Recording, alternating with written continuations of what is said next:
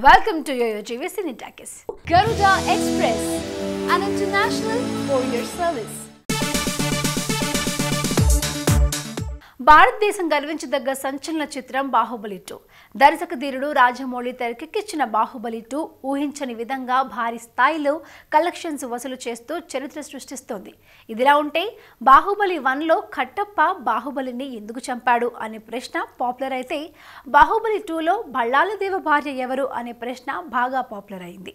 ఈ ప్రశ్నకు సమాధానం దొరికేసింది. అవును, బల్లాలదేవ భార్య ఎవరో తెలిసిపోయింది. మరి మీరు తెలుసుకోవాలనుకుంటున్నారా? అయితే స్టోరీ చూడండి.